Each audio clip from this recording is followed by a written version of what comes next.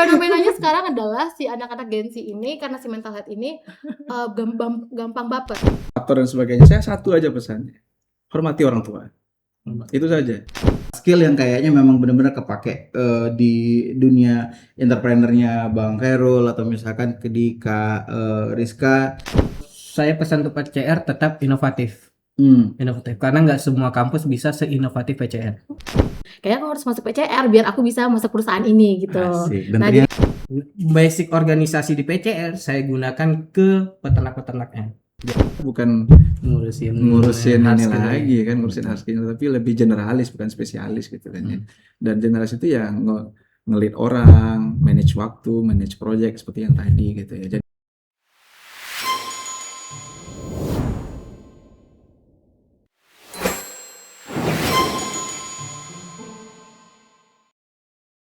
halo PCR Squad, kembali lagi di Silver Voice. Melalui Silver Voice, kita akan menghadirkan suara, gagasan, dan refleksi dari tokoh-tokoh yang inspiratif dan terbaik di PCR dalam mencapai perjalanan seperempat abad pengabdian di pendidikan vokasi.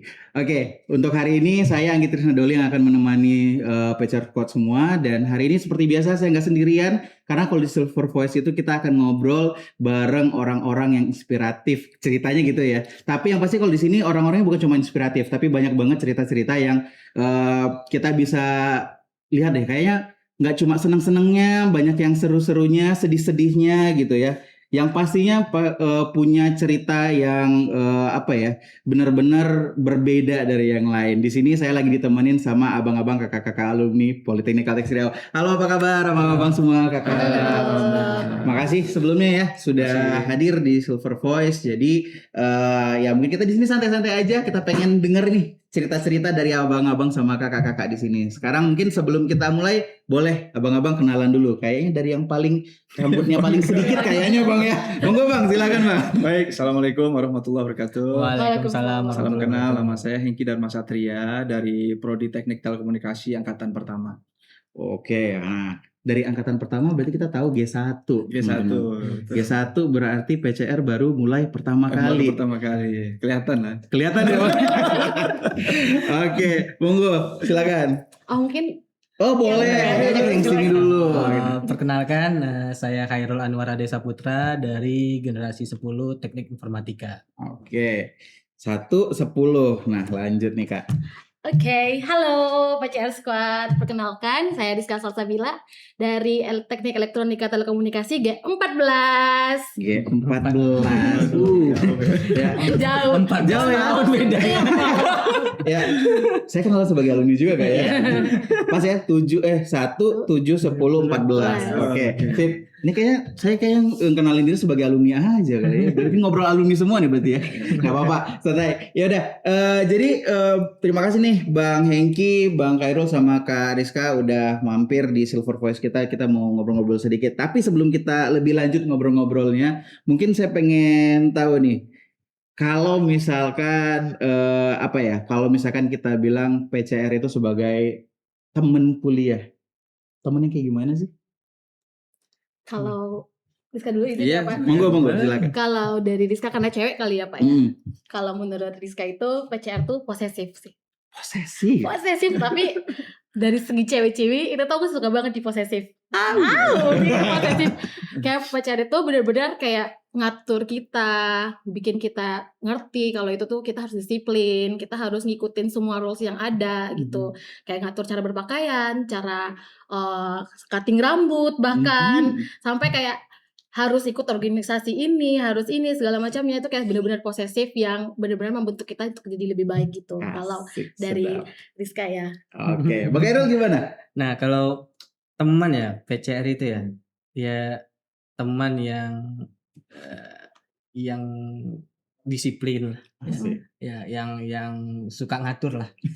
Iya, posesif juga ya berarti. Benar. Mungkin bahasanya kalau yang kita rasain ya ada yang suka ngatur, betul. Suka ngatur. Tapi itu kan hampir 16 tahun yang lalu. Kawan nomor nanti. Oke. Yang ini 16 tahun berarti yang kesini gimana Bang? Monggo. Kalau saya bukan teman mungkin ya. Jadi kalau pelatih sepak bola tuh kayak Jose Mourinho deh. Aduh, nah saya agak Jose rumit nih. Mourinho Monggo. nih. Jadi apa namanya? Berprestasi tapi kalau dia tinggalin tuh kangenin dia. Ngangen. Tapi tetap main bertahan ya, Pak. Asik ya. Disiplinnya Jose Mourinho itu kan terkenal ya. Oke. Ini kalau udah ngomong-ngomong lanjut. Berarti Mas. nggak jauh-jauh dari disiplin ya. Iya. Iya. Nah, ngomong-ngomong disiplin, berarti kalau misalkan saya tanya nih spontan kalau misalkan masing-masing nih. Kalau saya kayaknya nih hampir semua ya kayak isu dari G1 nih harusnya ya Bang ya. Kalau misalkan kita ngomong PCR, Disiplin, kebersamaan, cinta lingkungan. lingkungan. nah, disiplin kebersamaan cinta lingkungan. Kayaknya Cinta ini lokasi. memang cinta lokasi juga. Beliau. Dan yang lain Tapi fun fact, juga, banyak iya. orang yang putus kalau habis masuk PCR. karena dapatnya sama yang di sini, jadinya sama yang di sini. Tuh teman-teman siap-siap. Ya, artinya memang kalau misalkan kita udah dengar yang 3 tagline itu sebenarnya kan memang ini salah satu moto kita ya dari dulu ya. Dari pastinya kayak Bang Hengki dulu udah ngerasain dari G1, bahkan ya memang pastinya keluarnya munculnya dari G1 ya. Sampai kita terus ke bawah sampai teman-teman sekarang di 2026 pun berarti udah G26 yang masih sampai benar-benar itu salah satu moto yang benar-benar kita terapkan sampai sekarang. Makanya tadi ngomong-ngomong soal kalau kata-katanya posesif, tapi sebenarnya itu disiplinnya ke sana ya. Betul. Mudah-mudahan masih tetap berjalan ya. Nah, kisah-kisah dulu deh waktu pas kuliah dulu, abang kakak tipe yang lebih senang gimana? Lebih senang belajar, lebih senang ikut-ikut organisasi, atau nongkrong-nongkrong, atau sebenarnya ala-ala ini kupu-kupu mahasiswanya, kuliah pulang.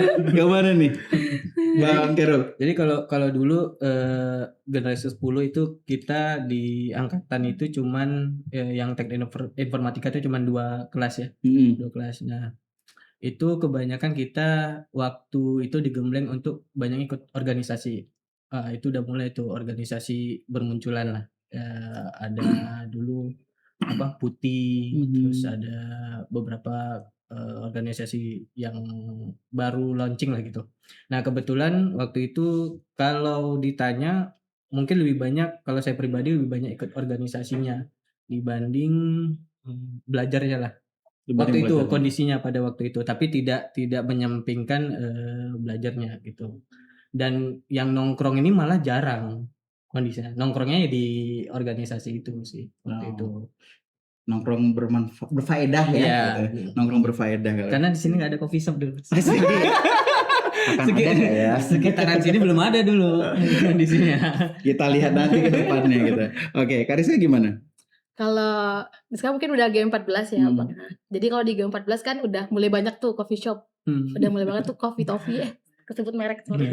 Nah, jadi udah sering ke daerah Pekan gitu. Jadi kita tuh dulu lebih mengutamain work life balance. Soalnya jadi dari milenial ke Gen Z, terus kayak udah mulai mental health gitu permasalahannya. Jadi kita udah work life balance. Jadi ikut organisasi iya, belajar iya, nongkrong-nongkrong jalan terus. Jadi waktu zaman di Sky itu juga mulai ada TAK. Oke. Ya, jadi TAK pertama kali itu di tahun Rizka masuk. Jadi benar-benar digembleng buat berusaha nyapain poin TAK dulu. TAK itu apa TAK? Nah, jadi TAK itu adalah Kita nggak tahu ya Bang. Kami berdua nggak tahu nih. informasi. Tahuan kan jadi.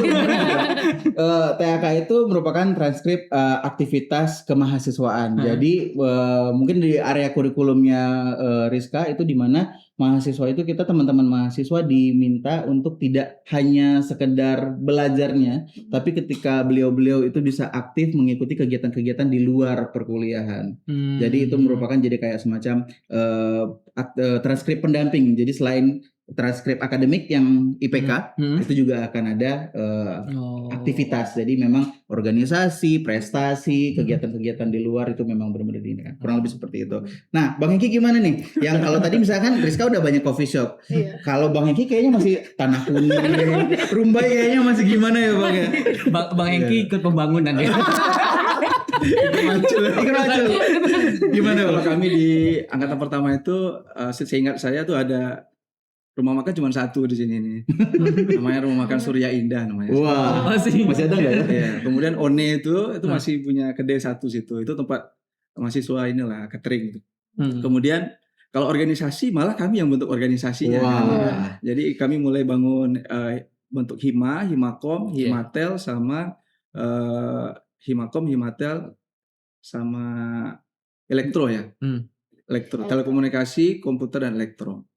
Ya. Nah, kemudian waktu itu BEM belum ada. Jadi kita kalau diundang dari UNRI, dari universitas lain itu kita membawa nama HIMA, belum ada BEM. Belum ada. Dan kawan-kawannya alhamdulillah kawan-kawan yang angkatan pertama ini cukup aktif ya membuat turnamen-turnamen. Jadi kalau kawan-kawan tahu IHSPT itu Yes. itu dari teman kami gitu ya. Jadi kalau ditanya belajar nongkrong sama organisasinya baru dibentuk. Ya kan? Tempat nongkrongnya nggak ada. Betul juga ya. Ya kan? Belajarnya nggak ada contoh, gitu kan. Mandiri banget. Jadi absurd lah kan. Bener-bener berarti kan pencetusnya semua ya gitu ya. Iya. Jadi yang punya organisasi sekarang berarti dari sanalah munculnya, yang hobi nongkrong dari sana juga gitu ya. Bermulanya semua Himatron dari ya, sana. Himatron, elektronika, elektronika. Himika. Himika ya. Himatron Himika Meka. aja. Benar. Oke, jadi ya sebenarnya kalau dilihat ke belakang emang cukup seru ya, apalagi kalau ini kayak memang terutama kalau kayak di Bang Iki kayak lebih banyak ceritanya ya. Banyak cerita. Karena kalau kita bicara sekarang di mana kita sekarang sedang merayakan Semarak Perak 25 tahun PCR, berarti sekarang kan kita menuju untuk ke 25 tahun di tahun ini di 2026. Banyak sekali sebenarnya yang kalau misalkan dari generasi aja kita bisa lihat bahwa terakhir berarti ada di generasi 25 untuk di tahun ini akan masuk 2026, berarti kan generasi 1 dan seterusnya yang benar-benar gimana ya Bang Iki, mungkin pertama kali dulu yang belum seperti sekarang ya kampusnya ya. Bahkan dulu kayaknya waktu pas pendaftaran kampusnya udah ada Bang. Belum ada sih. Saya ingat itu sama teman daftar di sini di jam sekolah gitu ya. Kebetulan saya di SMA 5 yang berkepan Pekanbaru. Daftar ke sini itu baru ada bedeng ya di sini. Bedeng, jadi kami daftarnya di bedeng gitu kan. Jadi saya nanya sama teman saya itu, ini yakin kita daftar di sini nih kan? Apanya nggak ada gitu kan? Ya udahlah percaya nama besar aja lah ya, nama besar Caltech itu kita daftar. Ya 6 bulan atau berapa bulan setelah itu, udah ada nih satu bangunan gitu. Oh ya, gedung rektorat udah ada, Iya, gedung direktorat sudah ada iya. pertamanya. Ya jadi kami itu belajar sambil mendengar dentuman orang macam-macam. Jadi Pakai belajar back sound. Jepang. jadi mohon maaf lah kalau banyak G1 yang pendengarannya mungkin juga bukan berarti sombong ya. Jadi kalau dipanggil Bang Iki ya agak Iya, agak maling lama. ya. Efek dari waktu pertama kuliah pakai back sound dulu ya. Oke, ya berarti memang kalau misalkan kita lihat dengan cerita panjang seperti itu dari Bang Eki ya mungkin di awal. Kalau misalkan Bang Khairul gimana dari awal, mungkin ada cerita-cerita menarik nggak di 2010 ya? 2010 mungkin udah agak lumayan ya. Tapi kenapa sih sebenarnya ketika waktu pas terpikir akhirnya kayaknya masuk ke PCR nih, PCR gitu. aja. Terus lanjut ternyata menarik nih gitu. Iya, kalau dulu kan memang jalurnya kan PCR ini dia lebih dahulu tuh ke SMA buka pendaftaran calon mahasiswa berprestasi kan biasa mereka lebih dulu daripada negeri-negeri. Nah waktu itu memang ada beberapa orang dari sekolah itu memang ngarahnya ke PCR. Dulu mana ngerti Pak Anggi. Tahun 2010 itu SMA kami baru belajar Paint. Paint, wow. jadi Paint, Microsoft Paint ya kalau nggak salah itu. Nah, sedangkan yang kita daftarkan di sini teknik informatika. Basicnya kami memang nggak ada sama sekali yang dari SMA, kecuali kalau dari SMK itu kan memang udah ada basicnya mereka. Nah, memang kalau ditanya lagi bisa dibilang sih ikut-ikutan teman gitu, ikut-ikutan teman. Rame nih yang daftaran IT, ya udah waktu itu ya udah ikut daftar IT aja. Nah, dulu saya daftar di sini ada dikasih dua pilihan ya, IT sama elektronika telekomunikasi TT kalau nggak salah TT. Cuman yang diterima waktu itu di TI-nya. Oke. Nah, jagonya marketingnya si PCR adalah ini jago marketing ya. Kita ngomongin secara bisnisnya PCR ya. Mereka suruh payment dulu nih. Sebelum yang swasta yang negeri-negeri buka, mereka udah buka nih. Payment lah dulu, kalau enggak udah pasti lulus kan. Yes. Nah, berarti enggak ada pilihan lagi ketika udah payment ya bilang sama orang tua ya udah situ aja dilanjutkan. Itu jago. Ternyata sampai yang ini kita nikmati aja sampai akhir. Sampai akhir. Sampai sekarang. Sampai sekarang hasilnya. Jadinya seperti itu. Karisa gimana? Kalau aku dulu sih masuk PCR, mungkin alumni SMA aku belum ada pernah sekolah di sini waktu itu. Jadi Bang PCR waktu itu datang buat ngasih brosur sama ini apa sih namanya perkenalan kampus gitu ke sekolah. Terus kayak lihat brosurnya, oh ternyata ada alumni yang kerja di salah satu perusahaan yang aku impikan, itu perusahaan yang aku kerja sekarang. Nah waktu itu kebetulan lagi suka bahasa Jerman, jadi karena dulu aku kira dulu perusahaannya itu dari Jerman, terus kayak oh ternyata ada yang di sini, oh kayaknya aku harus masuk PCR deh biar bisa ke Jerman gitu sebenarnya dari awal itu gitu. Tapi sebenarnya cita-citaku dari kecil tuh bukan masuk ke teknik atau masuk politeknik atau vokasi gitu, lebih ke jadi dokter sebenarnya. Ya kebetulan waktu SMA itu ikut OSN biologi gitu-gitu loh Pak, jadi kayak benar-benar bertolak belakang banget sebenarnya. Tapi gara-gara si PCR ini, kekuatan alumninya inilah sebenarnya. Jadi ketika alumni itu kayak jabarin, oh ternyata dia kerja di sini. Wah, bagus, ini perusahaan yang aku mau gitu. Salah satu list perusahaan yang oh ini kayak aku tahu deh perusahaannya, kayak aku mau gitu. Kayak aku harus masuk PCR biar aku bisa masuk perusahaan ini gitu. Nah, jadi ternyata aku nggak mungkin di situ kalau aku nggak di PCR. Masuk ya. Masuk. Dengan seragam. One shot. Sedap ya.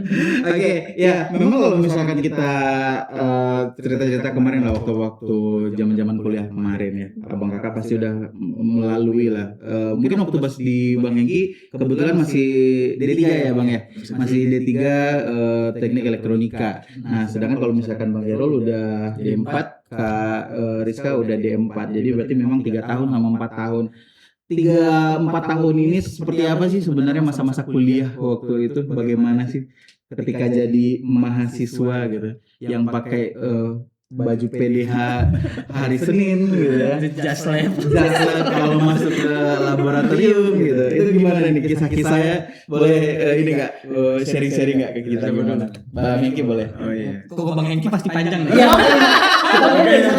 Bisa dilatih. Yang buat baju, yang pertama kali jasnya dari dulu. Jadi warna sendiri ya Bang? Nah, yang tentukan jasnya dulu warnanya apa? Ya memang kalau dibilang ingat dulu menyedihkan sebenarnya. Menyedihkan itu kayak gini ya, maksudnya kita kan banyak kos-kosan di sini kan ya. Jadi kalau kita ngelihat kampus lain itu kita jam 10 malam, jam 11 malam masih buat laporan, main gitar, nongkrong gitu kan. Sama pacar kita masih buat laporan kadang sampai jam 2 gitu kan. Ya kalau ingat-ingat itu sih kadang kalau sekarang mungkin tak kuat dan enggak gitu ya gitu kan. Jam 7 udah pagi, tapi ada tuh yang apa namanya yang kami syukuri itu adalah kita itu diberikan rezeki itu, sistem kita itu bagus gitu ya. Itu yang pertama, sistem. Kemudian dosen kita itu saya punya teman-teman di universitas lain tuh agak aneh, mereka kita ke rumah dosen malam-malam gitu. Ya, kalau di PCR kan biasa kita kan belajar. Makanya kita sampai sekarang ya sama dosen-dosen yang mungkin angkatan pertama tuh ya udah dekat lah ya. Bahkan berapa kali saya mungkin keluar kota, terakhir kemarin ke Surabaya ke silaturahmi ke Pak Januar dan sebagainya. Jadi fasilitas waktu itu memang belum memadai ya, karena memang pertama, tapi kita syukurnya diberkahi orang-orang yang memang berdedikasi di PCR. Itu sih menurut saya kekuatan PCR itu di situ, dedikasi dan integritasnya menurut saya cukup bagus. Mungkin kita nggak perlu dibilangin, kita jadi lihat contoh dosen-dosen kita, jadi itu sih menurut saya. Oke. Begitu?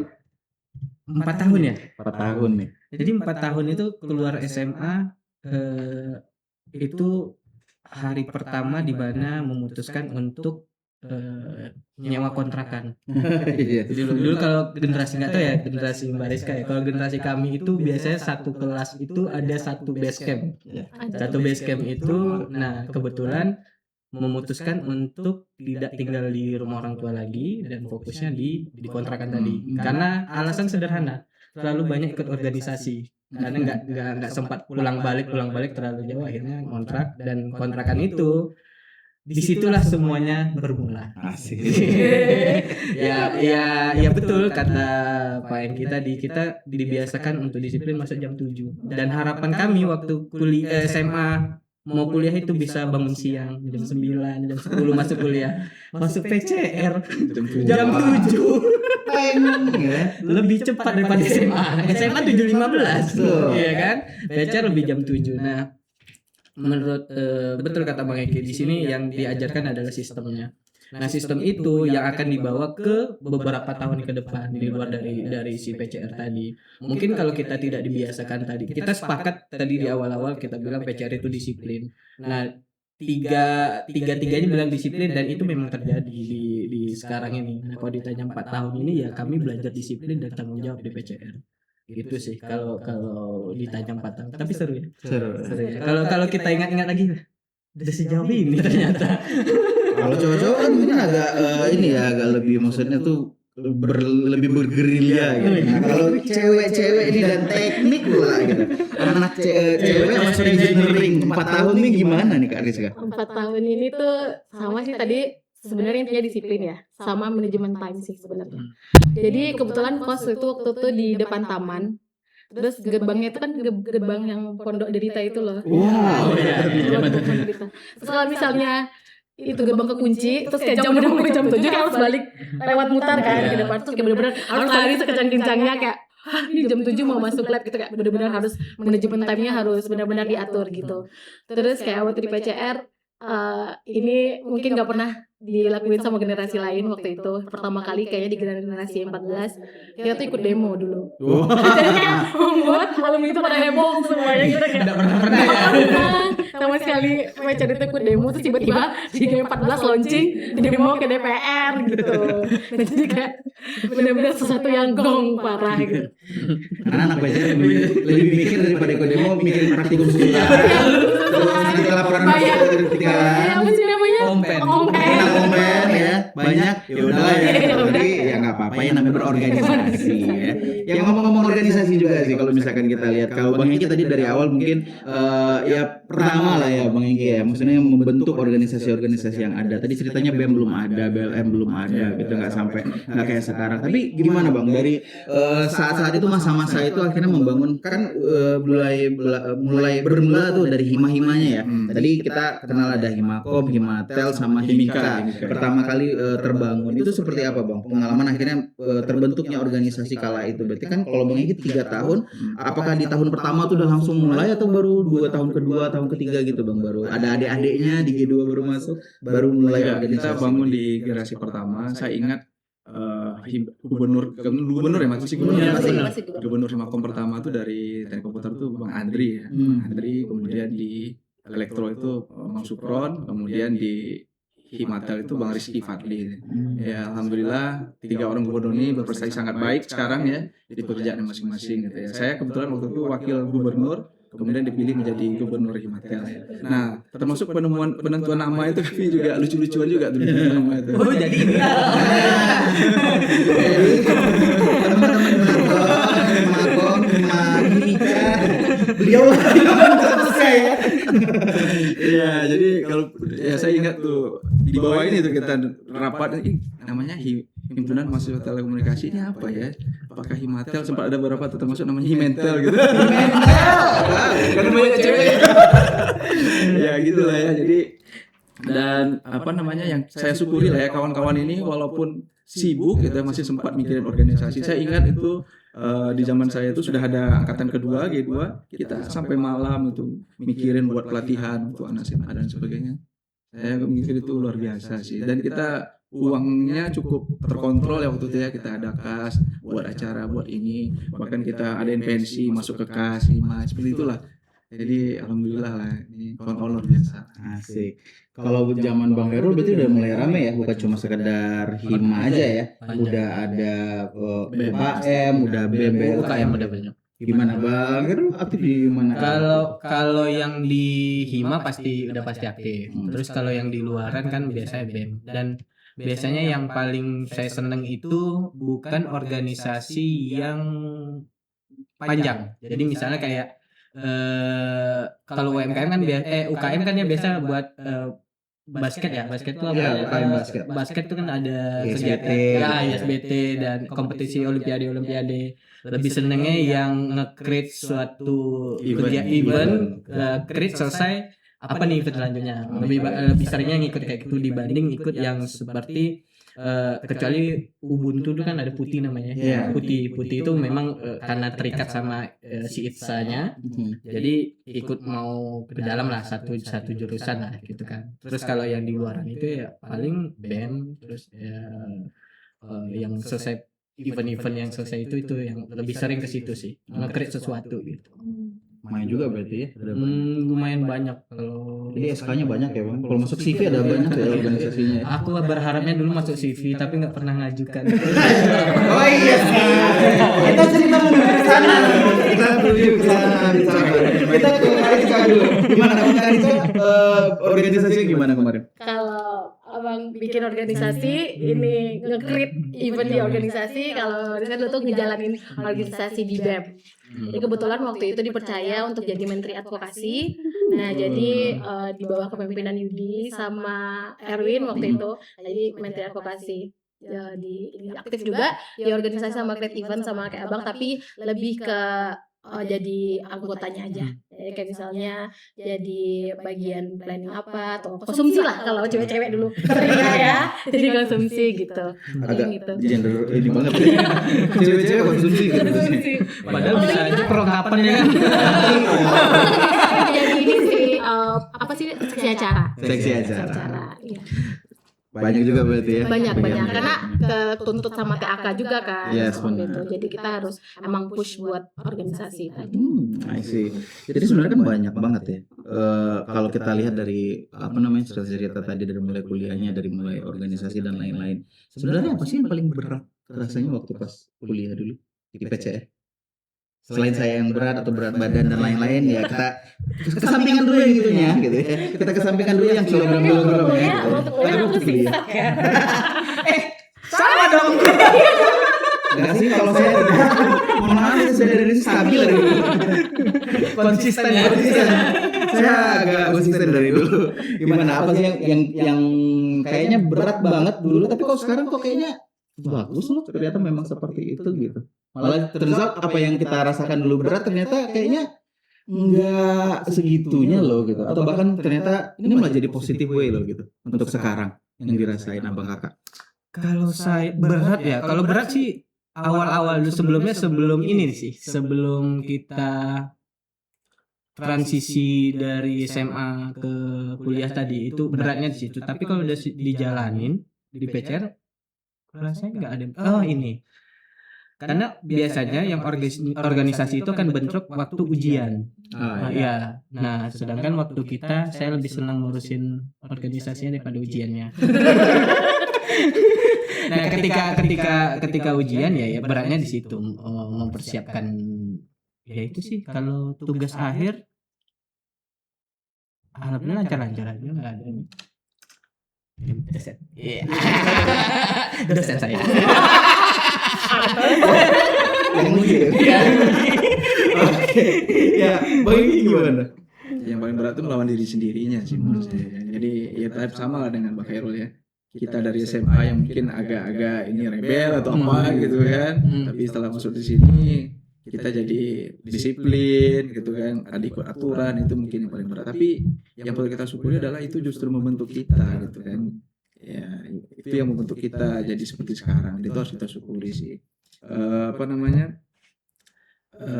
Walaupun banyak juga teman-teman yang mungkin berpindah ke yang lain gitu. Ya, itu seleksi aja sih, seleksi sih. Ya, soalnya kalau itu karena terbiasa aja ya. Iya, terbiasa. Baru kalau kita ditanya ternyata kita syukuri yang lalu tuh benar ternyata gitu. Oke. Kariska? Kalau sih kalau tadi bisa ke Bang Khairul bilang TA itu susah, menurutku juga nggak susah. Yang susah itu adalah proyek tahunan. Wah. Lebih susah. Itu menurutku sendiri tuh proyek tahunan itu lebih susah banget karena kita nyatuin banyak kepala kan. Tunggu. Bentar. Biar sama ya. Iya. Abang ada proyek tahunan? Ada. Oh, kalau udah Proyek semester kah maksudnya? Iya proyek semester. Nah, proyek masa kuliah dari satu semester. Jadi Animasi misalkan, bikin proyek animasi. Jadi web buat itu waktu itu Kita sama lebih pintar yang karena ada proyek setiap setiap ini kan, setiap lab gitu project. Terus yang kelompok kecil-kecil ada project besar. Project besar itu satu kelas ngerjainnya. Oke. Nah itu kan berarti kita harus manage banyak orang gitu. Jadi kayak ide kita belum tentu sama gitu. Nah terus kita juga harus nyamain waktu, nyamain prinsip, ngatur ini kerjaannya apa, ini segala macam apa gitu. Dan itu tuh menurut saya sekarang itu sangat berguna banget, apalagi di dunia kerja ya. Apalagi nanti kita udah jadi leadernya atau jadi orang yang nge-guide teman-teman nanti di lokasi gitu. Nah itu kayak penting banget gitu. Itu benar-benar suatu hal yang disyukuri gitu. Kalau misal tugas akhir kan itu pribadi sendiri ya, bagaimana kita buat push gitu. Nah jadi projectnya ini sih sebenarnya. Jadi buat dosen PCR tolong diperbanyak project. Sebagai informasi kalau sekarang itu kita ada yang namanya collaboration project. Jadi setiap beberapa mata kuliah itu jadinya satu project. Jadi kalau misalkan kemarin satu mata kuliah di satu-satu, kalau sekarang beberapa mata kuliah yang bisa saling beririsan. Atau bahkan kita ada yang istilahnya sekarang ada capstone project, di mana project semester ini akan berlanjut ke semester berikutnya dan berlanjut semester berikutnya. Jadi project besar. Nah, jadi sekarang konsepnya seperti itu. Jadi memang benar-benar hasil di satu nah biasanya, tapi so far ya mudah-mudahan bisa apa yang kayak dibilang Ariska tadi, apa yang dilakukan sama teman-teman di mahasiswa itu nantinya sebenarnya kan ngebentuk biar punya pengalaman. Artinya ketika di lapangan sana nanti terjun ke dunia nyatanya itu nanti udah bisa ya nggak kaget lagi lah. Dan itu akan jadi kenangan indah banget untuk satu kelas. Beneran kayak tidur kayak ikan sarden. Itu kayak benar kenangan indah banget sih kalau projectnya. Tadi Karisa nyepil-nyepil dosen-dosennya gitu. Siapa sih dosen-dosen yang masih kayaknya yang paling berpengaruh waktu kuliah kemarin? Bang Eki ini yang paling Saya kalau nyebut nama ini pasti dosen angkatan pertama dan apa namanya yang angkatan pertama kedua mungkin tahu ya. Beliau udah ada di sini lagi sih, beliau sudah pergi. Namanya Pak Wahid ya. Pak Wahid ya. Nanti yang nonton yang ke 1 ke 2 silakan komen. yang kayaknya namanya kalau Wahid beliau. Kenapa beliau Bang? Unik lah ya saya bilang. Satu kata unik lah. Itu yang membentuk kami apa namanya seperti sekarang lah ya, Pak Wahid. Unik. Unik. Sudah mengartikan semua. Oh, itu nggak tahu ini uniknya in the good way or the bad way. Yang mana Bang? Good way. Alhamdulillah kalau gitu ya. Bang Gerald gimana nih? Nggak saya jangan. Terus kita disebut nggak butuh validasi. Jadi kalau dosen yang buat perubahan ya pada diri sendiri ya, pada diri saya sendiri itu ada rata-rata semua secara ilmu merubah yang dari yang tidak tahu menjadi tahu gitu. Cuman ada beberapa dosen yang bahasa anak muda ya turning point lah ya. Ya, turning point si dosen ini ada Pak Ananda. Pak Ananda ini kalau saya boleh cerita dia termasuk dosen wali ya. Di sini saya agak lupa istilah dosen wali. Nah, tahun 2013 itu kalau tidak salah Pak Nanda itu tanpa persetujuan kami mengirimkan saya dan beberapa teman saya ikut kompetisi entrepreneur waktu itu. Nah, beliau mengirimkan karena dia melihat mungkin dia melihat ada potensi dari anak-anak ini. Ada 4 orang waktu itu. Dari situ yang mengubah hidup saya lah. Dari situ mulai banyak perubahan lah. Di situ mulai membangun perusahaan. Di situ tadi kayak Pak Eki bilang ada yang seleksi alam dan yang lainnya, itu kan biasa lah di dunia. Jadi sebelum kami tamat di angkatan saya, jurusan saya itu udah ada satu perusahaan. Waktu itu namanya Cangkirware kalau Pak Agi. Cangkirware. Nah, Cangkirware itu saya dengan beberapa teman saya di angkatan itu udah dibangunkan, udah dapat angel investor waktu itu dari Jakarta.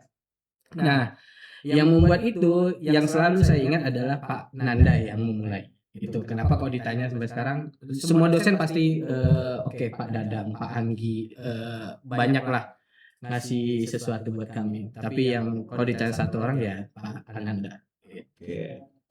Rizka. Kalau Rizka Pak Rizadi. Pak Rizadi. Kalau boleh 2 Pak Noptin. Siap. Karena Pak Noptin kan bawaannya tenang banget. Tapi Kata pertama tuh.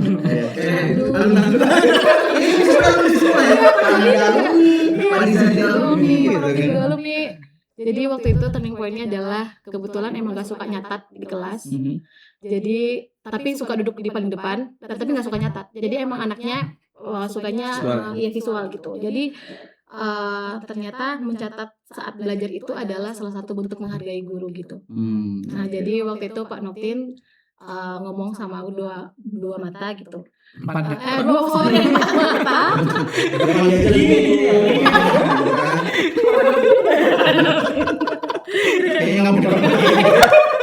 Aduh, jadi waktu itu kayak merasa ternyata emang iya gitu, padahal Bapak adalah orang yang benar-benar aku sukai gitu belajar. Ternyata yang melakukan itu salah gitu. Dari situ kayak aku benar-benar harus menghargai orang yang telah memberikan ilmu kepada diriku gitu. Nah kalau Pak Rizadi di TT itu terkenal lumayan killer sama Pak Rizadi. Cuma aku suka banget belajar sama Pak Rizadi. Nah buat adik-adik semua anak TT yang mau tugas akhir mending jadi pada jadi pembimbing. Jadi biar jadi enggak pemuji.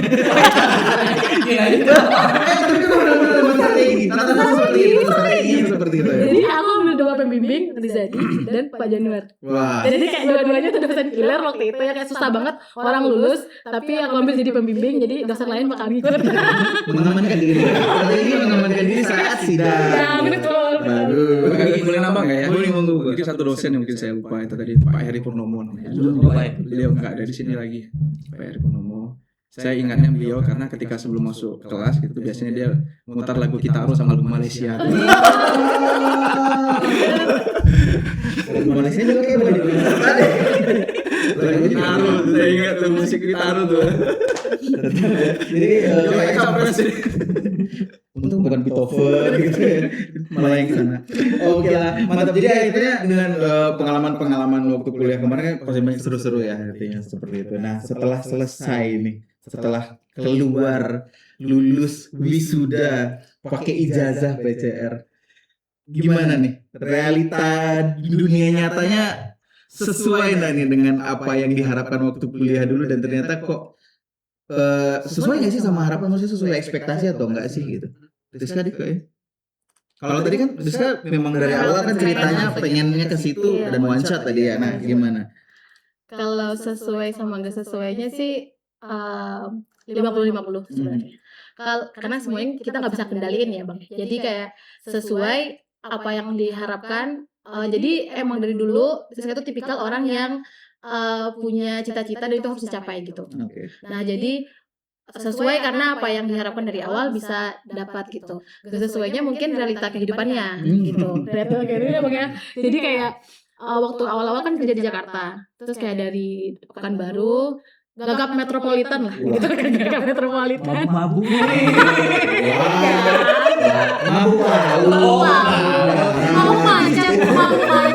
Mabuk macetan, gagap metropolitan ke Jakarta gitu. Nah jadi kayak capek banget kerja. Ternyata orang-orang bilang kuliah di PCR itu capek, enggak, lebih capek banget kerja di Jakarta. Beneran. Di Jakarta emang untuk orang-orang yang anggun. Gitu. Bang Hengki gimana? Iya, dulu kan apa namanya yang perusahaan datang kemarin itu apa namanya? Saya lupa.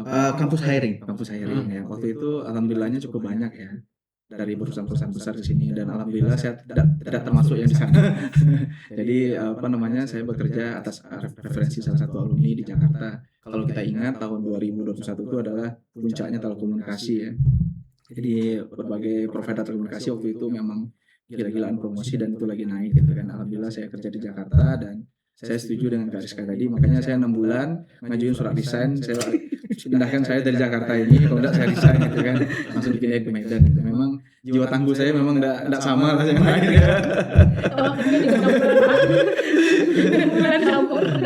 Tapi sekarang mana banyak lebih pengen ke sana ya? Mungkin kebanyakan kan sekarang di perusahaan Jakarta banyak WF. Yes, betul. Udah lebih fleksibel. WFC yang Anywhere, coffee shop, apa lagi ya? Jadi kantornya bukan yang kalau mungkin zaman-zaman Pak Eki sama Kak Rizka Harus masih ya. jam 9 pulang jam segini. Iya. Jam 9. Jakarta dengan Jakarta macetnya gitu ya. Pulangnya sih gak kuat. Kalau perginya mungkin bisa diakalin jadi subuh gitu ya. Ya Allah, subuh. Iya benar. Tapi pulangnya nggak kuat, udah nunggu sampai jam 10 malam pun tetap macet. Jadi kayak Apa karena nggak kuatnya karena belum makan? kan. Beda lagi. Asam lambung. Oke, lu gimana? Ya kayak tadi kelanjutan cerita yang tadi Panggi. Jadi setelah kompetisi yang di setahun sebelum tamat itu kita kan udah bangun perusahaan tadi. Nah, anak muda semacam saya waktu itu idealis. tamatan IT harus kerja IT gitu. Karena waktu itu kondisinya IT keren. Ya kan bisa develop A, B, C, D gitu lah. Sampai satu titik di tahun 2016. Waktu itu kita udah pegang besar-besar tuh. Pemprov Riau kita pegang sistemnya semuanya. Satu titik kita melihat ternyata Pekanbaru dan Riau itu bukan decision making ketika mengambil suatu keputusan kerjaan IT ini dikerjakan di Riau atau tidak. Ternyata perusahaan-perusahaan yang besar yang ada di Riau itu pusatnya tetap di Jakarta. Mau nggak mau pengembangan IT harus dari Jakarta. Nggak bisa kita direct langsung dari Pekanbaru ke perusahaan cabang, itu nggak mungkin. Karena mereka pasti ke Jakarta. Kondisinya pada saat itu mulai bermunculan bahasanya software house ya. Ada software house yang kalau kita hitung dari perhitungan finance nggak masuk hitungannya. Gitu. Karena mereka pasti banting-banting harga kalau di sini. Dari situ pada akhirnya yang kayak Panggi cerita sertifikat ijazah PCR tuh sampai sekarang alhamdulillah belum digunakan, masih ada di rumah. Nah ketika ditanya kenapa tidak mau kerja di tempat orang, mungkin nggak ada kesempatannya. Nah di tahun 2016 setelah bahasa kami itu pivot dari software house pengembangan si Cangkirware tadi tidak begitu dalam tanda kutip profit lah. Kita pivot ke waktu itu kita lagi melihat perkembangan Gojek, Traveloka, Bukalapak, semua perusahaan startup di Jakarta. Mereka berbondong-bondong untuk menjadi pihak ketiga. Jadi kayak Gojek itu kan sebagai perantara doang. Dia kan nggak punya angkutan, dia kan ada waktu itu. Dia cari driver sama pelanggan, dia di tengahnya. Traveloka gitu juga kita melihat dia nggak punya pesawat, nggak punya hotel, cuman tiketing dan yang lainnya. Di situ kita lihat, saya melihat ada potensi di dunia peternakan. Dari situlah muncul kita sebagai pihak ketiga waktu itu. Pihak ketiga adalah mempertemukan peternak-peternak nih dengan orang-orang yang punya rezeki untuk mau letakkan titip ternaknya di situ. Nah muncullah waktu itu namanya Kowin. Dari situ kita 2017 yang tadinya idealis anak IT harus kerja di IT, ternyata saya terdampar ke dunia peternakan. Sampai sekarang udah 9 tahun di situ. Keren.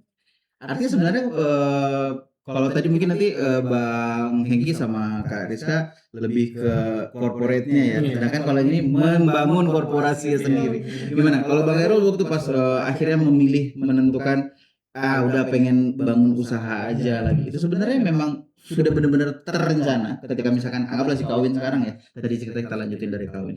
Atau memang ya udah nikat aja deh, kayaknya memang pasarnya ada nih, kita coba aja yuk gitu. Nah, posisinya waktu itu adalah saya melihat generasi yang pemilik farm itu usianya udah di atas 50-60 tahun. Kondisinya waktu itu gitu. Terus nggak ada regenerasi. Itu yang saya lihat di tahun 2017. Saya mikir sekitar 10-15 tahun lagi siapa yang memulai kalau nggak generasi. Generasi aja kan agak kurang suka lah di dunia peternakan karena mungkin kerja kotor. Padahal kerja kotor kan ABK-nya, bukan si manajemennya gitu. Jadi dari situ melihat kayaknya ini ada potensi 10-15 tahun jadi pemain besar di Indonesia lah gitu. Pada akhirnya istilahnya dulu kalau Tokopedia itu mulai aja dulu dari situ. Mulai aja dulu. Ambil dulu pijet tagline-nya ya. Bukalapak nggak mungkin. Tokopedia. Mulai aja dulu. Jadi dia kita mulai dari situlah mulai kelihatan. Nah, basic IT-nya digunakan di manajemen sistemnya gitu. Basic organisasi di PCR saya gunakan ke peternak-peternaknya. Jadi gimana ngelit mereka yang mungkin secara pendidikan kurang, terus secara komunikasinya kurang dan yang lainnya gimana si organisasi yang saya ikuti di PCR tadi saya implementasikan ke mereka dan tetap yang disiplinnya tadi saya pakai yang saya pelajari dari PCR. Turns out sampai saat ini 2026 sudah punya berapa peternakan? Di Riau 15. Di Riau sendiri 15, di Medan Binjai itu kita ada 2, di Lampung ada 4, di Palembang 1, BSD 1, Kupang 1, Sumbawa 1, Bali 1. Habis nih 10 tahun. Jawa Tengah belum kan? Belum. Nanti aku Jawa Tengah. Bisa. Open partnership ya. Open partnership. Oke, bisa. Ya, alhamdulillah ya berarti dengan apa yang dilakukan sekarang dari yang dulunya seperti itu berarti memang mulainya dari nekat juga ya sebenarnya. Nekat tapi yang memang sudah ada nggak langsung besar. Yes. Jadi berprogres kecil dulu baru pasca Covid baru meledak. Pasca Covid. Banyak sih orang yang turning point-nya tuh Pasca Covid. Pasca Covid. Iya. Mantap. Dan salah satu yang ini banget kemarin untuk di Lebaran Idul Adha tahun 2025 dari Kawin yang memprovide untuk sapi Presiden presiden. Republik Indonesia. Keren, sukses. Oke. Nah, kalau tadi dari sisi entrepreneurnya, kalau sekarang kita pengen tahu dari Kak Rizka sama Bang Hengki, ketika terjun ke dunia dunia pekerjaan gitu ya, sebagai pekerja, itu ada hal-hal yang bikin kaget nggak sih sebenarnya? Yang kayaknya ya itu tadi walaupun tadi sebenarnya kita sudah lihat ya seperti apa, tapi dari bawaannya ketika kalau Bang Khairul tadi kan ngebawa dari sisi disiplinnya PCR, terus juga organisasi, pengalaman dan lain-lain untuk ke usahanya beliau. Nah kalau misalkan Bang Hengki sama Kak Rizka gimana membawa itu ternyata ke perusahaan, kepake nggak sih sebenarnya? Silakan. Disiplin tadi sih. Fun fact, Rizka tuh pernah ditatar habis-habisan sama salah satu alumni karena waktu itu kebetulan dia supervisor di kantor waktu itu. Rizka juga waktu itu masih 1 tahun apa 2 tahun pertama kerja, jadi telat bangun. Nah, jadi kan kita emang kerja di sektor yang harus tepat waktu dan productionnya 24 jam gitu. Nah, jadi telat bangun dan waktu itu nggak ada pengganti gitu. Jadi emang sendiri pas datang masuk ruangan kayak langsung habis ditata, kamu malu-maluin PCR sampai kayak gitu kan. Kamu udah terapin yang PCR di disiplin Bapak. Sejak itu aku selalu datang tepat waktu, terus kayak bener-bener disiplin banget, ngikutin rules yang ada kayak SOP, SWI dan segala macam, ngikutin safety yang ada di lapangan. Itu tuh bener-bener harus kedisiplinan sih. Iya, buat komitmen gitu. Nah, si PCR itu ngajarin disiplin dan komitmen itu. Mungkin sama lah, cuman tantangan kami di generasi pertama itu adalah ketika kami mengaku kami anak PCR itu apa? Yes. Itu pernah juga apa itu. Tapi itu mempertemukan aku jadi sama-sama itu sekarang. Jadi kita Andai. Yang cilok-cilok nanti kita bahas ya, boleh lah. Oke, gimana dulu Bang? jadi ketika kami melamar itu lalu di mana? Saya kan ke Jakarta ya, begitu tamat gitu kan. Gimana PCR gitu kan. PCR itu apa gitu. Kampus mana gitu. Tak tahu orang kan ya. Jadi tantangan kami generasi pertama itu adalah justru membangun branding PCR-nya gitu kan ya. Dan alhamdulillah memang tantangan itu dijawab dengan waktu kan ya, dengan kita sendiri gitu. Itu sih kalau di pekerjaan. Kalau saya sih alhamdulillahnya diketemukan sama leader-leader yang baik aja sebenarnya. Karena kalau yang pintar masih lebih banyak gitu kan. Yang keren masih lebih banyak. Cuman saya dapat leader yang baik, rekan kerja yang baik sehingga ya dimudahkan lah jalannya. Itu aja sih. Oke. Tantangannya sebenarnya apa sih Bang? Jadi alumni PCR, Abang Kakak mungkin ya. Jadi alumni PCR terjun ke dunia entrepreneur, di dunia pekerjaan di corporate gitu ya. Itu apa sih sebenarnya kira-kira? Ya, selain tadi yang mungkin PCR apa sih gitu yang nggak tahu gitu ya, tapi kalau yang menurut Abang Kakak yang lain kira-kira gimana, apa sih sebenarnya tantangannya? Ya, silakan. Tantangannya maksudnya tantangan sebagai alumninya kah atau Mungkin lebih kayak bukan sebagai alumni, tapi dari apa yang didapat dari PCR dan ternyata keluar. Mungkin misalkan gini, bagaimana kondisi ketika, kalau mungkin Bang Hero nggak akan menemukan ini, tapi kalau yang di teman-teman yang di industri pasti akan ketemu dengan ya kayak tadi ada yang dari alumni yang lain gitu, maksudnya dari kampus-kampus yang lain, perguruan tinggi yang lain yang mungkin notabene ya kita tahu mungkin Bang Hengki dan juga Kak Rizka bermula kemarin di perusahaannya di multinasional corporationnya, berarti ketemunya dengan yang wah dari kampus-kampus nama-nama kampus besar nih gitu. Ada ini sendiri nggak sih, maksudnya ada kayak tantangan sendiri nggak sih akhirnya berinteraksi dengan ya alumni dari kampus yang lain sebagai alumni PCR nih yang pakai alma mater PCR? Kalau Rizka sih kayaknya buktiin gitu loh, tantangannya buktiin kalau misalnya PCR tuh nggak misalnya kan kita bisa ketemu sama top 5 kuliah univ bagus di Indonesia gitu. Kita tuh bisa loh sebenarnya di atas level mereka gitu. Pas awal kayak bener-bener kayak nanya, kamu dari mana? Dari UGM, kamu dari mana? Dari ITB, dari mana? Kamu dari mana? Mereka tuh nggak nanya balik sebenarnya. Tapi karena aku yang bilang, aku tuh kuliah di PCR. Oh iya, di mana? Politeknik Kaltek Riau nih. Aku juga kan, ini loh Politeknik Kaltek Riau. Terus kayak aku buktiin, aku tuh lebih baik kok daripada kamu gitu. Nah itu sih tantangannya, kayak oh ternyata pas kita bawa PCR orang nggak tahu, kita bikin dia tahu siapa kita gitu loh. Gak boleh insecure. Iya, nggak boleh insecure gitu. Tapi Pangi fun fact-nya kalau ditanya masalah tantangan di perusahaannya saya juga ternyata PCR ini dalam tanda kutip terlalu cepat dari yang terjadi di lapangan, karena kan saya kan di lapangannya. Kayak beberapa dulu waktu pengembangan proyek yang ada di Provinsi Riau, ternyata bahasa programmer kita terlalu tinggi dibanding yang diimplementasikan di lapangan. Jadi beberapa ternyata alumni itu harus belajar lagi bahasa pemrograman yang lama untuk bisa diimplementasikan di usaha-usaha mereka lah atau di lapangan. Ya tantangannya itu waktu itu kondisinya PCR ilmunya terlalu bagus. Iya itu fun fact di lapangannya. Ternyata di lapangan nggak kayak gini lah Cisco misalnya kan. Dan ternyata di lapangan belum ada paket kecuali keluaran PCR ini ke perusahaan-perusahaan besar baru cocok gitu. Ya mungkin karena kita juga terbiasa dengan mungkin referensi yang terdekat ya. Apalagi mungkin kalau kayak tadi yang disampaikan Kak Rizka sama Bang Hengki yang memang kebetulan arahnya ke sana gitu. Tapi ketika kalau untuk yang lain, kalau dari sisi pemerintahan tapi so far alhamdulillah kalau sekarang sudah jauh lebih baik sih, mudah-mudahan. Bang Hengki gimana Bang? Ya kalau pertanyaan tadi ya bagaimana dengan kampus-kampus lain, saya bilang tadi kami generasi pertama, kedua dan mungkin ketiga ya. Karena kan ketiga kan ada mekatronika angkatan pertama juga ya. Itu membangun brandingnya yang memang ini ya. Ketika industri itu belum tahu dengan PCR gitu kan ya.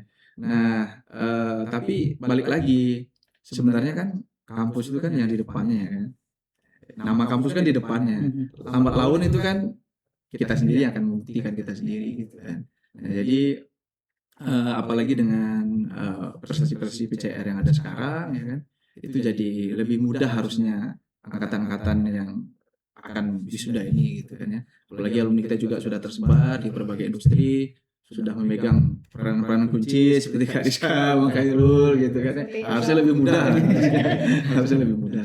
Asal itu kenali kakak dan abangnya di industri itu. Jangan sombong. Kemarin nggak kenal, sekarang udah kenal. Iya. Semakin kenal dengan teman. Oke, dari ya tadi mungkin kita udah ngomong-ngomong soal disiplin dan lain-lain. Sebenarnya apa sih kayaknya skill lain deh.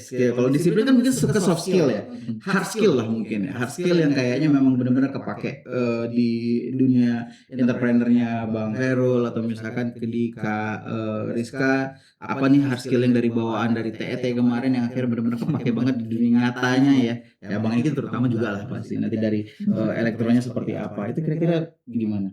Kalau hard skill yang paling saya gunain itu adalah manajemen proyek. Manajemen proyek itu diajari sama Pak Dadang. Nah dari situ kita belajar ya maintain waktu, timeline dan yang lainnya. Kalau misalnya mungkin nggak belajar itu, mungkin keteteran semua kerjaan. Nah, kalau misal kita ngomongin salah satu kerjaan yang sekarang ya, kalau dulu ya, kalau hard skill yang dulu ya programmer, animator itu memang udah jalan. Tapi kalau kita ngomongin di sampai sekarang yang paling berpengaruh itu mata kuliah manajemen proyek kalau nggak salah. Dan kewirausahaan. Dulu sempat ada enabling skill lah kayak gitu. Itu berguna sekali. Baik. Kalau menurut saya sih ketika dunia kerja itu hard skill-nya mungkin hanya 20-30% ya. Yang paling kepake itu ya soft skill-nya gitu kan, bagaimana. Karena kan semakin kita tinggi di organisasi, otomatis kita bukan ngurusin ini lagi kan, ngurusin hard skill, tapi lebih generalis bukan spesialis gitu kan ya. Dan generalis itu ya ngelit orang, manage waktu, manage project seperti yang tadi gitu ya. Jadi tapi hard skill tetap dikuatkan sehingga kita ya tahu juga lah kondisi-kondisi yang dilakukan di lapangan seperti apa. Jadi menurut saya enabling skill yang ada di PCR sudah cukup bagus itu. Tinggal disesuaikan lah dengan waktunya gitu kan, dengan update dengan kondisi sekarang seperti apa. Contoh di industri itu kan terkenal dengan proses improvement ya. Mungkin kalau perusahaan itu tahu proses improvement. Nah, itu mungkin bisa dimasukkan tuh bagaimana kita mengenalin Six Sigma, Kaizen ya kan, sekarang ada Tesla Way gitu-gitu kan ya. Itu keren tuh kalau jadi kita, karena proses improvement itu memandu kita bagaimana kita critical thinking. Nah, critical thinking itu yang modal menurut saya ya untuk generasi sekarang, critical thinking. Oke. Bener sih kata abang tadi, kalau misalnya si hard skill ini sebenarnya tuh 10-20%. Nah, apa yang paling pengaruh itu benar-benar soft skill sebenarnya. Kalau dari TT sendiri sih, pelajaran kemarin itu dari Pak Naftin itu elektromagnetik belajar itu. Jadi kalau sekarang kan ngurusin reda ya. Jadi sistem motor gitu, terus kayak flow transmitter dari SCADA ke pompa segala macam, alur telekomunikasi gitu loh Bang. Jadi itu sih hard skillnya. Tapi hard skill 10% itu kan sebenarnya bisa dibelajar dan diulangi lagi kan. Nah, di dunia kerja tuh sebenarnya benar-benar soft skill tadi yang dibutuhin gitu. Bagian-bagian yang itu tadi kayaknya kita yang backgroundnya IT agak rooming ya. Iya. Itu apa tadi? Aja gitu dulu. Iya. Tapi itu berarti di sana lah sebenarnya variasinya ya. Gitu. Dari bidang yang masing-masing punya keilmuan yang masing-masing, skill yang kepake di dunia pekerjaannya masing-masing gitu. Nah, tadi sebenarnya Bang Iki sempat nge-spill gimana caranya biar kita bisa tetap bersilaturahmi antara alumni. Dan sebenarnya gini, saya tuh pengen tahu sih sebenarnya apa sih kira-kira yang bagaimana cara kita yang mungkin untuk adik-adik ya gitu, untuk adik-adik yang masih mahasiswa dan juga teman-teman alumni yang sudah di luar sana yang udah tersebar di mana-mana, nggak cuma di Indonesia, kita udah ada yang di beberapa negara juga di belahan benua yang lain. Gimana sih Bang Iki, menurut Bang Iki kira-kira untuk membangun sebuah silaturahmi alumni sih ketika menunjukkan bahwa kita itu ini loh gitu. Sepenting apa sih sebenarnya ketika kita harus bersilaturahmi dengan sesama alumni dan teman-teman yang masih mahasiswa? Iya, silaturahmi itu yang penting jangan ada niatan tertentu yang lain gitu ya. Jangan ketika butuh hanya silaturahmi. Itu kunci silaturahmi ya. Ya, kalau silaturahmi itu kan sebenarnya apalagi zaman sekarang kan udah banyak apalah ya media sosial dan sebagainya yang memudahkan. Kalau kami dulu kirim surat kan harus pakai pos, itu pakai beli materai gitu kan, kirim-kirim radio gitu kan. Kalau sekarang kayaknya lebih mudah lah kan. Nah, bagaimana caranya ya? Sebenarnya kan kita sudah tahu nih kan, industri mana sih yang banyak alumni BCR itu kan kita udah tahu kan di pemerintahan mana. Ya tinggal dicari aja sih. Kan kita punya juga IKA gitu ya, bisa dikasih referensinya ya kan. Dan saya beberapa kali merasakan ketika misalkan saya di perusahaan ini, alumni mana PCR itu insya Allah gampang, urusan gampang, lebih gampang lah, nyambung gitu, bahasanya lebih nyambung gitu kan, dan pasti passwordnya PCR gitu kan, ya udah disiplin, oh ya benar Passwordnya ya, beneran berarti kalau udah keluar 3 foto itu gitu. Ya, oh iya sebagai informasi PCR Squad teman-teman semuanya, kalau Bang Hengki ini juga salah satu ini ya pernah menjadi ketua Ikatan Keluarga Alumni PCR yang pertama ya Bang ya. Yang kedua. Oh yang kedua ya. Tahun berapa kemarin Bang? 2000 15 sampai 18 ya. Sampai sekian lah ya, Bang. 15 sampai 18. Ya, jadi memang akhirnya ya networking-nya penting banget ya. Kalau ada kan gimana? Networking alumni itu penting gak sih? Penting. Kebetulan waktu itu untuk masuk di dunia kerja ini juga ada pengaruh alumni juga sebenarnya. Sebenarnya ada pengaruh. Bukan untuk jalur masuknya ya, lebih ke decision-nya sebenarnya. Waktu itu kebetulan dapat 3 offering sekaligus dan 3-3-nya tuh multinasional. Wah, keren. Benar-benar kayak ada sebenarnya tuh salah satunya Chevron sebenarnya di tahun 2019 kayaknya tuh rekrutmen terakhir mereka sebelum pergi gitu. Terus kayak pengen banget aduh ambil ini atau ambil ini terus kayak alumni bilang udah kamu di sini aja. Jadi kayak decisionnya tuh lebih alumni sih sebenarnya. Iya, kayak ngarahin ya firmnya kemana gitu. Jadi kayak kita nggak kehilangan arah gitu. Karena waktu itu kan hitungannya masih fresh graduate ya, jadi kayak belum tahu dunia kerja yang luas banget ini. Nah, masih meraba-raba, alumni lah yang mengasih jalan ke sini. Dapat pencerahan. Wah, gitu. fresh graduate 3 offer dari multinational company. Belum pernah aku tuh. Anda tidak menggunakan tadi ceritanya. Nah, kalau Bang Kel berarti gimana? Artinya dengan dunia usaha, gitu. Jadi dengan dunia usaha di entrepreneur dan mungkin technopreneur juga kan yang memanfaatkan FAB-nya kan pakai sistem dan sebagainya. Networking alumni seperti apa sih? Kalau kita ngomong sekarang ya, beberapa tim dari perusahaan memang kan orang memang ada PCR dari dulu. Dari 2014 sampai sekarang masih sama orang yang sama gitu. Terus kebanyakan kalau sekarang banyak sama alumni itu malah main padel, mini soccer, running itu sama-sama alumni biasanya. Kalau secara pekerjaan sih Masih jadi nggak mau mereka di kandang. takut. Nanti kamu satu sapi gimana nih gitu. Atau kalau kayak saya mungkin lebih takut lagi gitu. Nanti Dikira. iya gitu. Gimana caranya jangan sampai nanti salah potong kan agak gimana ya gitu. Iya, kalau alumni sih sekarang lebih sering main sih bareng mereka. Lebih enak aja main sama alumni. Jadi nggak perlu kenalan lagi. Udah kenal udah sudah lagi. Oke. Nah, artinya sebenarnya memang kalau kita ya banyak ya sekarang kondisi alumni sudah tersebar di mana-mana ya. Benar kayak tadi dibilang abang-abang kakak-kakak semuanya teman-teman yang mahasiswa terutama, artinya kayak dibilang Bang Hengki tadi silaturahminya dengan alumni jangan cuma pas Sudah maunya ada kutip-kutipnya gitu, ada bintang-bintang di belakangnya, tapi memang ya kita jalin sama-sama karena sebenarnya memang banyak plus-plusnya ya, banyak positifnya yang bisa kita ambil ketika kita ya bisa bersilaturahmi dan bertukar pikiran karena ya kita semuanya punya background masing-masing kan ya. Artinya banyak yang bisa kita tukar pendapat, cerita-cerita dan sebagainya. Ya kedepannya kita nggak pernah tahu apa yang akan terjadi kan. Bisa jadi opening moment untuk kita ketika misalkan kita bisa bertukar pikiran sama teman-teman alumni yang lain gitu.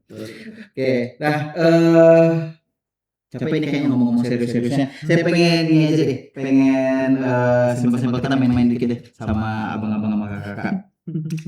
Kayaknya saya pengen tahu dulu dari Kak Rizka. Coba lebih milih kerja yang nyaman atau tantangan yang gede? Tantangan yang gede. Why?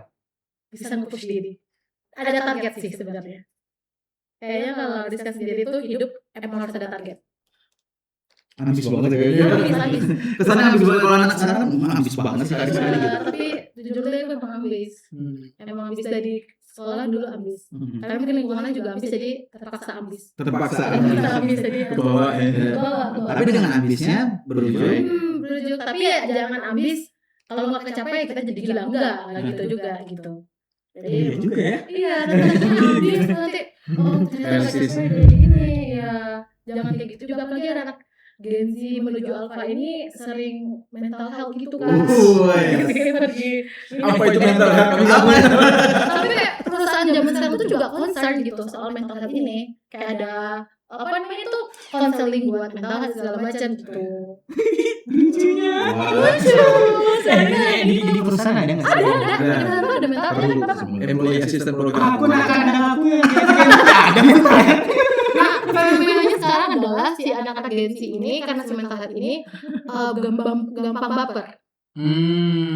Jadi misalnya di dalam timeline itu dia harusnya di 2 tahun ini dia naik grade atau apa gitu, misalnya ternyata dia enggak, jadi tuh kayak oh ternyata Stres aku ya? stres gitu, kenapa aku gak stres gitu.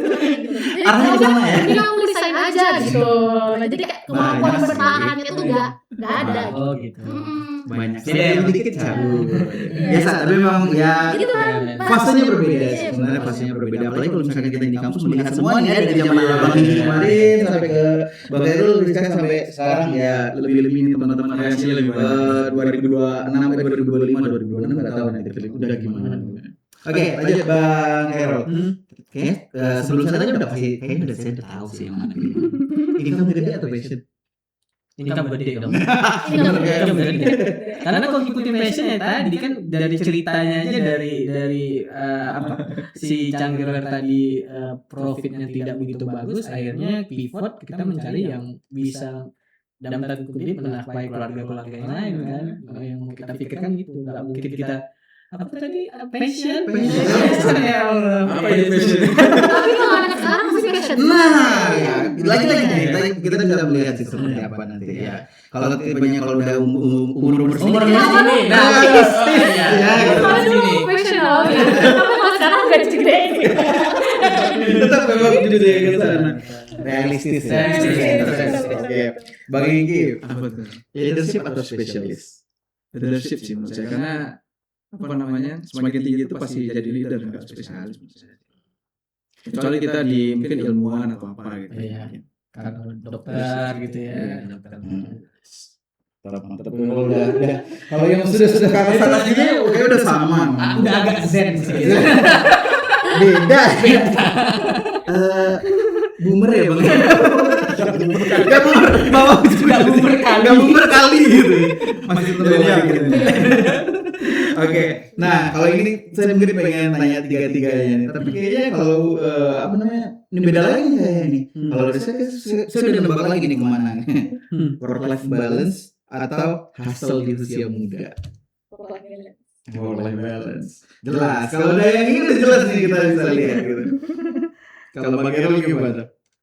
Mau dibilang work of balance tapi kenyataannya agak kayak gitu. Gimana? Tapi kan di usia sekarang sudah mulai ya. Financial freedom malah. Sudah financial freedom kan sudah Belum lah. menuju. Kita aminin dulu. Iya. Bolong dulu ya. Tetap Kita bukan Jawa Tengah ya. Oke, sip. nanti di ujung-ujungnya kali ini bakalan jadi bukti ya gitu. Bukti konkret nih. Publish pula gitu kan. Bisa. Nanti ada lagi. create by Pak Anggi. Wah, berarti nanti ada saya dapat ininya ya. Kecipratan juga gitu. Oke, Bang Engki gimana? Nah, definisi work life balance-nya harus kita rekonstruksi sih menurut saya. Berat. Ketahuan kita ya. Gimana Bang? Boleh di breakdown Bang.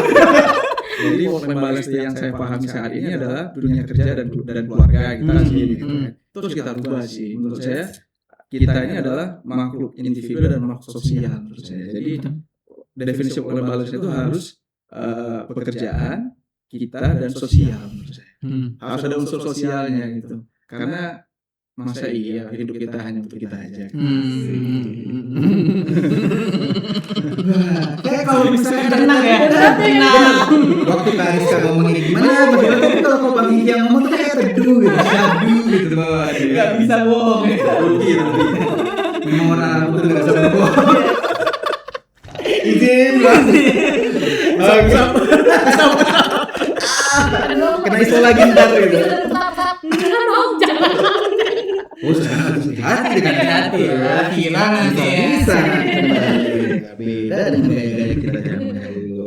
Oke deh. Nah, ini mungkin kita di ending lah ya, ending dari apa yang kita udah omongin tadi nih. Kayak mungkin banyak hal sebenarnya yang bisa dipetik sama adik-adik mahasiswa, teman-teman alumni juga di luar sana. Tapi mungkin kita fokusnya ke karena kita sekarang ibaratnya dengan kembali lagi dengan apa namanya, Semarak Perak 25 tahun PCR ini kan makin banyak ya adik-adik yang berjalan terus gitu. Ya mulai kita dulu dari generasi-generasi awal sampai sekarang, berarti yang masih ongoing itu kan kurang lebih G23 sampai seterusnya sampai G25 dan nanti akan terus berlanjut G26, G27 dan seterusnya.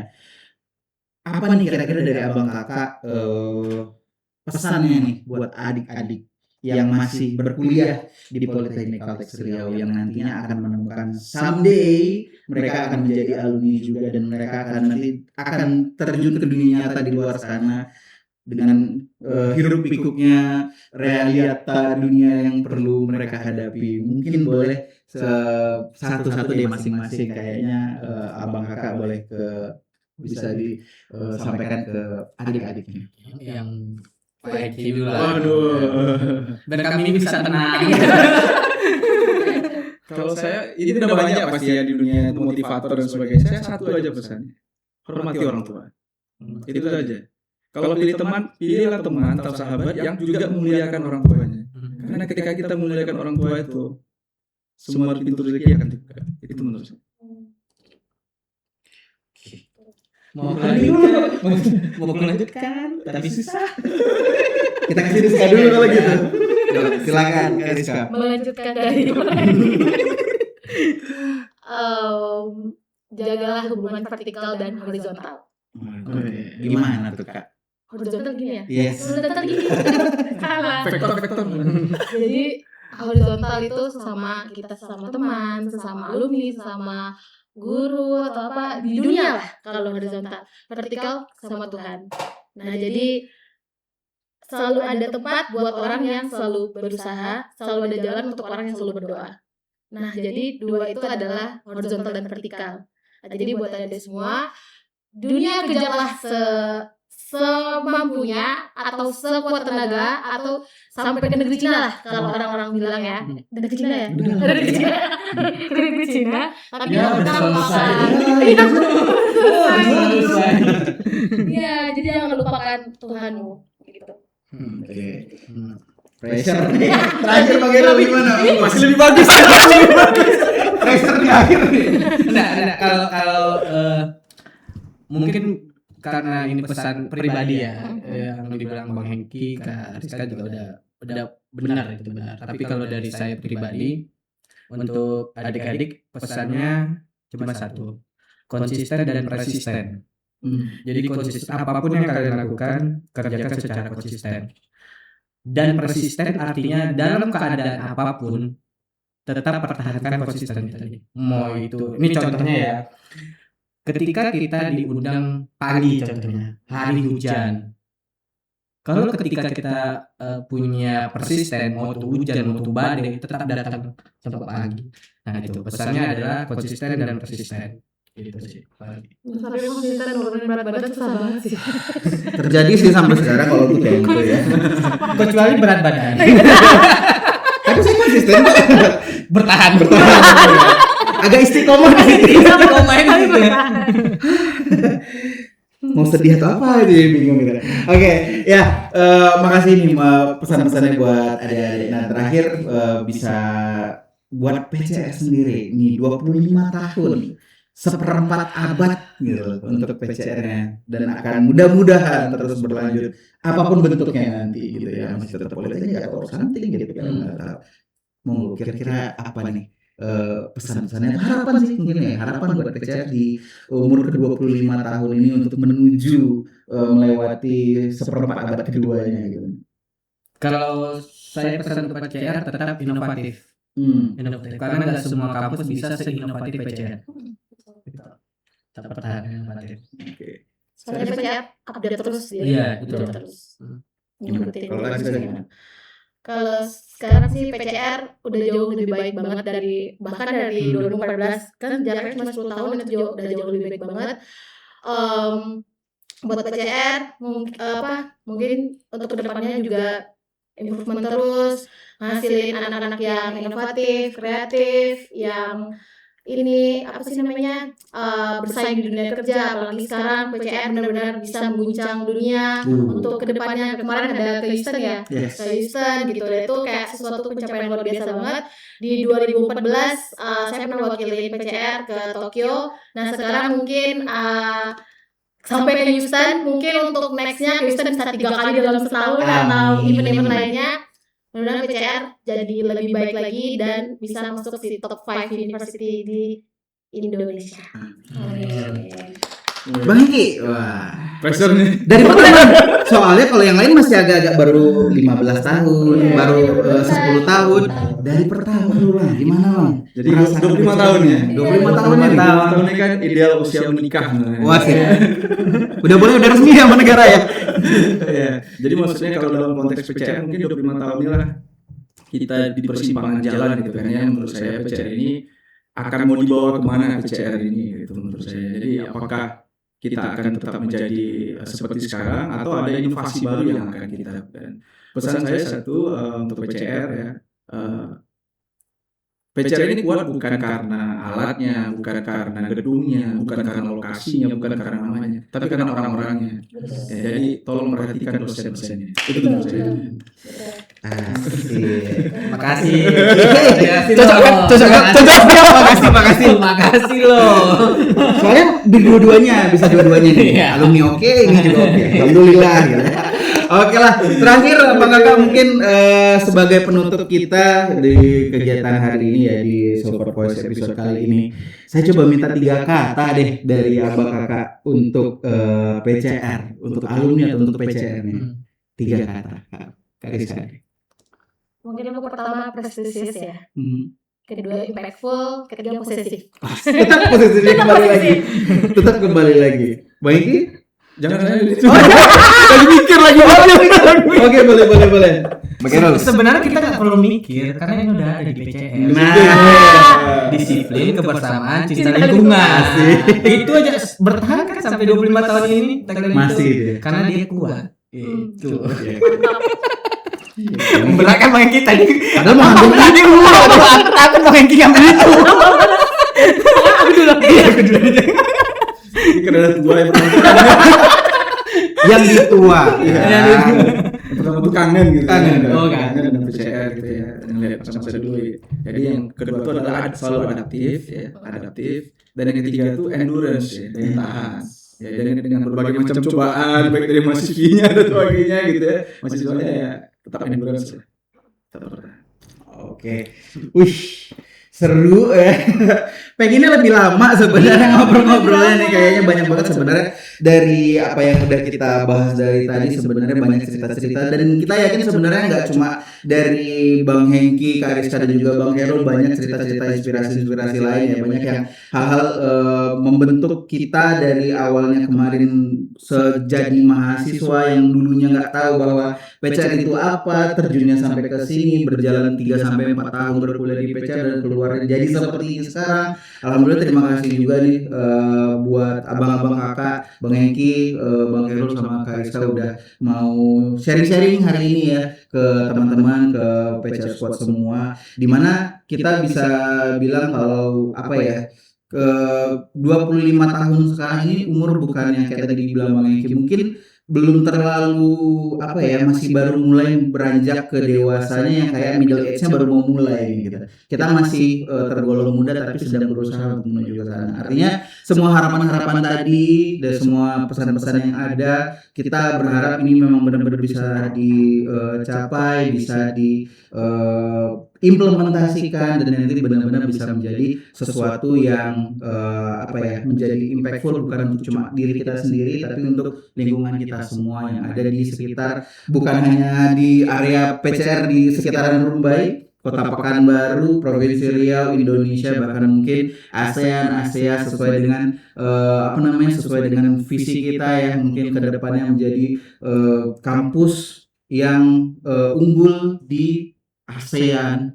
Dulu ASEAN, sekarang kita mengupdate menuju ke Asia yang mudah-mudahan lebih global lagi. Seperti kita tahu, PCR selalu punya tagline empowers you to global competition, dan mudah-mudahan itu semua tercapai melalui cerita-cerita dari abang kakak alumni tadi. Kita bisa mendengarkan kisah-kisahnya yang bisa nanti menjadi inspirasi buat kita semua. Dari ruang kelas sederhana lahir inspirasi yang mengubah dunia. Terima kasih semuanya yang sudah hadir di sini. Kita sampai di ujung podcast hari ini. Kita ketemu di episode Silver Voice yang berikutnya. Terima kasih semuanya. Terima kasih. Bye bye.